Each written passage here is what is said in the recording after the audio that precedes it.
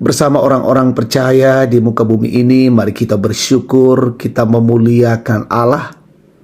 Karena Allah kita adalah Allah yang penuh kasih, Allah yang sungguh baik bagi kita. Hari ini mengaruniakan lagi hari baru untuk kita. Pagi ini kita siapkan hati kita untuk masuk dalam waktu teduh pagi, edisi Rabu 6 April 2022. Bacaan kita, Lukas 18 ayat 31 sampai 34. Kita berdoa. Di hadapan-Mu Tuhan Allah, kami bersyukur pagi ini. Kau Allah yang luar biasa, memelihara dan menuntun kami, dan mengaruniakan hari baru hari ini. Pagi ini kami menyiapkan hati untuk diisi kebenaran Tuhan. Sampaikanlah isi hati-Mu Bapa untuk kami, dan itu memperteguh iman kami, dan kami melakukan dalam hidup ini. Berfirmanlah ya Tuhan, kami siap mendengar. Di dalam nama Yesus kami berdoa. Amin. Lukas pasal 18 ayat 31 sampai 34. Yesus memanggil ke-12 muridnya lalu berkata kepada mereka, "Sekarang kita pergi ke Yerusalem dan segala sesuatu yang ditulis oleh para nabi mengenai Anak Manusia akan digenapi. Sebab ia akan diserahkan kepada bangsa-bangsa yang tidak mengenal Allah, diolok-olokkan, dihina dan diludahi, dan mereka menyesah dan membunuh dia, dan pada hari ketiga ia akan bangkit. Akan tetapi mereka sama sekali tidak mengerti semuanya itu. Arti perkataan itu tersembunyi bagi mereka, dan mereka tidak tahu apa yang dimaksudkan." Amin. Tema kita, kisah di balik cambuk Romawi. Saudara-saudara, cambuk atau cemeti adalah alat pukul yang biasanya lentur, yang berfungsi mengendalikan hewan ternak seperti kerbau, sapi, atau kuda. Juga berfungsi untuk memperlakukan seseorang secara keras sebagai pelajaran bagi suatu perbuatan. Injil Lukas pasal 18 ini menceritakan tentang penderitaan Tuhan Yesus yang harus mengalami penderitaan demi menyelamatkan umat manusia. Ia diolok-olok, dihina, dan diludahi. Bahkan tidak hanya Yesus disesah dengan cambuk hingga mati di kayu salib. Peristiwa ini diberitahukan oleh Yesus sendiri sebelumnya. Cambuk yang digunakan dalam peristiwa itu adalah cambuk Romawi yang merupakan senjata mematikan.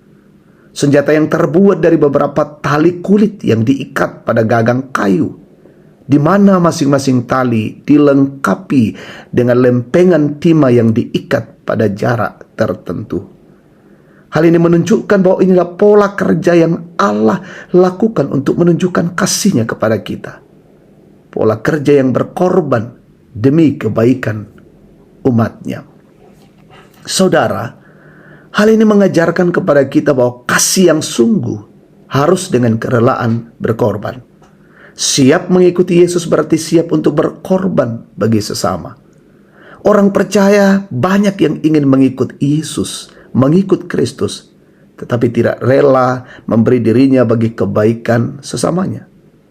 Padahal yang Tuhan Yesus maksudkan adalah ketika kita menjadi pengikut-Nya, maka harus diikuti dengan kesiapan kita untuk melayani sesama. Sebab kemuliaan Kristus adalah kesiapannya menderita bagi kita. Maka mari kita menjadi pelayan bagi sesama. Amin. Kita berdoa. Tuhan, kami bersyukur firman-Mu boleh menyapa kami pagi hari ini, memberikan pokok-pokok pengajaran yang baik bagi setiap kami. Bagaimana kami menghidupi kasih Allah yang sempurna itu, lalu kami terpanggil untuk terus melanjutkan lewat pelayanan bagi sesama kami.